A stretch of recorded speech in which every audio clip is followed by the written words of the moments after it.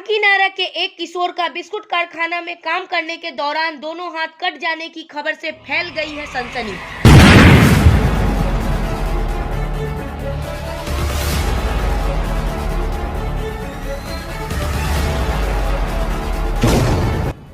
देखिए पहले क्या है आरोप।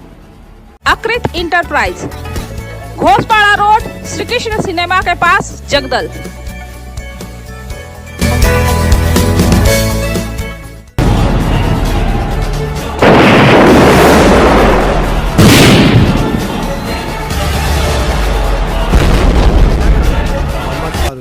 काजू फैक्ट्री में काम करता रहा काजू भरने के लिए, और उसके बाद भरते भरते उसको भेज दिया जाओ मशीन में, और मशीन में गया टालने लगा, हाथ दुख गया।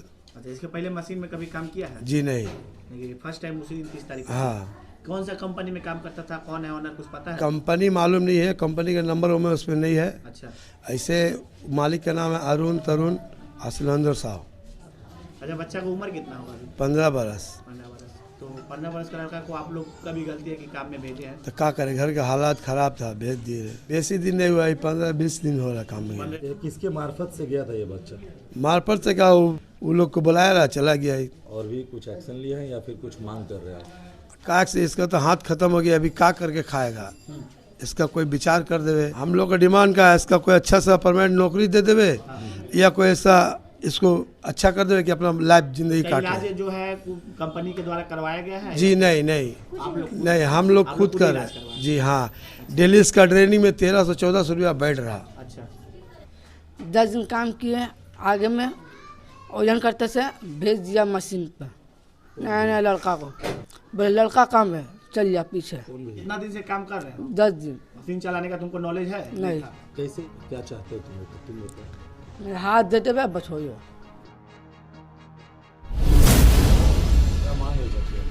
मेरा लड़का जैसा है भाई, वैसे मेरा लड़का का हाथ चाहिए, और नहीं तो उसका परवस्ती खाती कुछ उसको मंगा दीजिए आप लोग। अच्छा, कंपनी के तरफ से अभी तक कोई सहायता, कुछ पैसा कौड़ी से कुछ नहीं दिया है, इलाज करवाने का भी कोई? नहीं कुछ नहीं। 12,000 रुपया कम से कम दिया है। 12,000? हाँ, इससे ज़्यादा कुछ नहीं दिया। तो गाड़ी भाड़ा वाड़ा लग गया है, और अभी तक वो लोग आया भी नहीं, झांकी मारने क्या हुआ नहीं हुआ, लड़का को देखे खाली बोला किसी को बोलो मत, हम लोग हैं। तो कैसे नहीं बोलेंगे, हम लोग गरीब आदमी क्या करेंगे। हम लोग पीठ पर कोई नहीं है। ये बच्चे मेरे 2 पैसा कमा कर लाता रहा, हम लोग का घर चलता था। 300 रुपया रोज देता रहा, अब तो 300 रुपया वो भी नहीं आएगा, कहाँ से हम लोग खाएंगे पिएंगे। मेरा आदमी बैठा हुआ है, तो बच्चा का गाँठ दौड़ा रहा, नहा रहा, खींच रहा, सब कर रहा। रोजी रोटी से सब तो मरा गया, तो कहाँ से हम क्या करेंगे। हम वो फल बेचते हैं बाज़ार पे। पूरा परिवार काम करता है? हाँ, हम बोले इसका आगे का ज़िंदगी तो ख़त्म हो गया, इसका कुछ लाइफ के लिए कुछ दे दे, मोटा रकम कुछ, कि इनका ज़िंदगी सुधर जाए। ये तो काम करने सकेगा नहीं। हाँ, अभी तो इसका बहुत बाकी है लाइफ आगे का। कितना उम्र होता है इसका? 15। तो हालात मजबूरी के बिना पर गया, उसका ज़िंदगी भविष्य तो अब ख़त्म हो गया। अब हाथ ही नहीं रहा तो क्या करके खाएगा।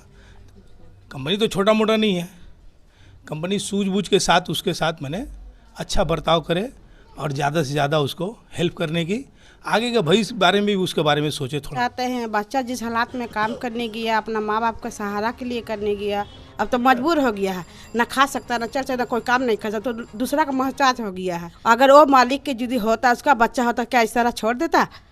वो भी तो देखता था। कौन ऐसा मालिक है कि वो बच्चा का ऐसा हादसा हुआ, एक बार झाँकने नहीं आया, देखने नहीं आया, उसको देखने नहीं आया, तो कैसा आप मालिक? आपका बच्चा होता, आप छोड़ देते? परिवार वालों द्वारा लगाए गए आरोप के अनुसार कम उम्र के बच्चे से मजदूरी करवाने, काम न जानने पर भी मशीन में भेजने तथा दुर्घटना के बाद भी पीड़ित की सहायता न करने का जुर्म कर रहे हैं स्थानीय पार्षद तरुण साहब। चलिए अब सुनते हैं इस पर क्या सफाई दे रहे हैं पार्षद तरुण। तो मैं इस बात का खंडन करता हूँ, कंपनी मेरा है, वो ज़मीन मेरा है, कंपनी मेरा नहीं है। कंपनी का जिस जगह पे वो फैक्ट्री चलती है, उस ज़मीन का सिर्फ मालिक मैं हूँ, मुझे एक रेंट भाड़ा मिलता है। और दूसरी बात, वो बच्चा को उम्र 15 साल नहीं, बच्चा को उम्र 18 साल है। पास उसका आधार कार्ड का फोटो कॉपी है। तो 2004 में आप देख सकते हैं, 2004 में बच्चा का जन्म हुआ है, तो 4 से अगर करते हैं तो उसका उम्र 18 साल हो जाता है। और जो लोग इस बात को कह रहे हैं, उसको पूरी तथ्यता जान लेनी चाहिए थी। खैर, वो लोग तो मासूम लोग हैं। और रही बात हेल्प की, तो मैं कंपनी के लोगों से बात किया था, और मैं खुद इंसेंटिव लेके उस बच्चे को रात को मैं ही भर्ती कराया हॉस्पिटल में है। उसके बाद भी उसका कहीं एडमिशन आमरी से लेकर पार्क स्ट्रीट में एक मर्सी बोल के एक हॉस्पिटल है, वहाँ भी भेजा गया था, पर वहाँ पे एडमिशन नहीं हुआ। पीजी में किसी तरीके से एडमिशन करा के उसका ऑपरेशन करवा दिया। उसके बाद लगातार उसके पिताजी से और कंपनी के लोगों से मेरी बात हो रही थी, क्योंकि मेरा लैंड मेरा है तो मेरा एक दायित्व बनता है और मैं समाज में रहता हूँ। कंपनी का ऑनर का नाम कुछ पता है? ऑनर का नाम तुम लोग पूछिए ना, जिसको पता है नहीं होना चाहिए ना। मैं जानता हूँ, पर मैं आपके सामने नहीं बोल सकता इसका नाम उसका। मैं रही बात हेल्प की, तो फैक्ट्री के जो मालिक थे उनके पिताजी से पूछिए, और हमारे यहाँ के इलाके के पहले वाइस चेयरमैन थे जनाब मकसूद आलम जी, उनसे मेरी बात हुई। तो मैंने कहा भैया फैक्ट्री के लोग बोल रहे हैं कि बच्चा का जो हाथ उंगली कटा है, जब तक उसका ट्रीटमेंट जितना पूरा खर्चा होगा वो सारा कंपनी बियर करेगा।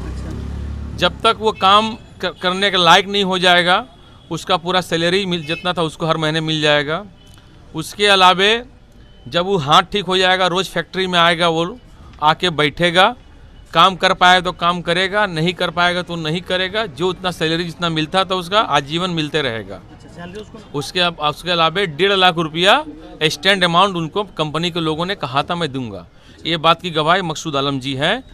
पर कुछ लोग दलाल लोग हैं जो पीछे पड़ गए हैं, जो खुद सट्टा दारू अड्डा चलाते हैं, और हम मुझे भी फ़ोन करके बोला कि 2 लाख रुपया मुझे भी चाहिए, मंगवा दीजिए, हम केस सॉर्ट आउट कर देते हैं। कौन है जो आपको फ़ोन करके बुलाया था मीडिया में, देखिए वो लोग तो साधारण व्यक्ति है, परिवार के लोग? नहीं, आपके उसके पीछे कौन है पता कर लीजिए, उस परिवार को कौन टैकल कर रहा है। वो लोग खुद सट्टा दुनिया भर के 2 नंबरी काम करते हैं, और यहाँ के प्रभावशाली आज के दिन में नेता उनके छत्र छाया में रहते हैं।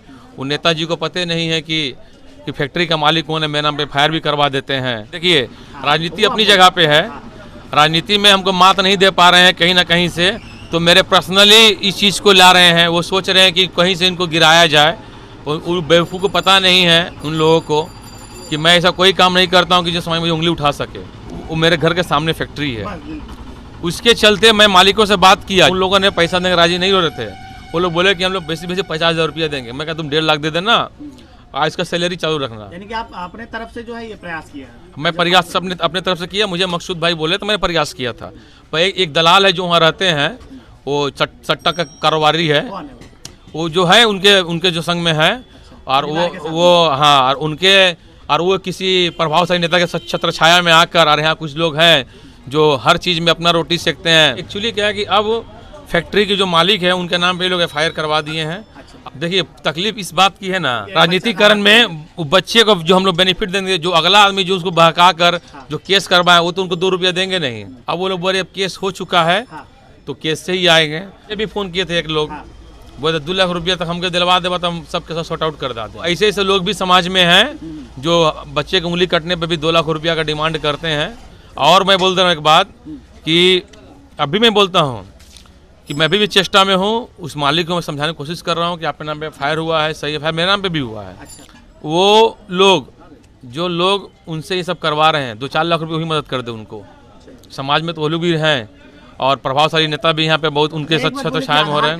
एज ए पार्षद आप अपने तरफ से क्या कुछ सहायता? देखिए मैं सहायता करता, मैं तो पिताजी को बोला कि पहले आप ट्रीटमेंट करवाइए, ये सारा कुछ है, बाद में हमसे मिले, हमसे मेरे घर पे आए थे, मैंने सारा बात पिताजी को ही बोला, मकसूद भाई को ही बोला मैंने। उनके बाद जाकर मेरे नाम पे FIR कर दे, मैं तो क्या मदद करूंगा मैं। तो पेश किए गए दस्तावेजों के अनुसार यह नाबालिग नहीं बल्कि 18 साल का बालिग है।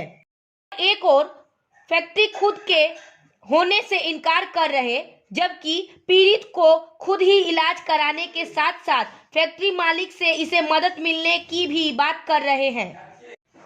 अब वास्तव में क्या है पूरा मामला? आखिर क्यों 30 तारीख की घटना को 5 दिन बाद मीडिया में लाया गया? किसने कराया इसका इलाज?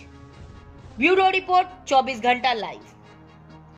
কাঞ্চরাপাড়া নিউ কলোনি শুভেচ্ছা ক্লাবের ব্যবস্থাপনায় নানান অনুষ্ঠান ও প্রদর্শনী নিয়ে আসছে শুভেচ্ছা বিবেক চেতনা সাংস্কৃতিক উৎসব ও মেলা 2023।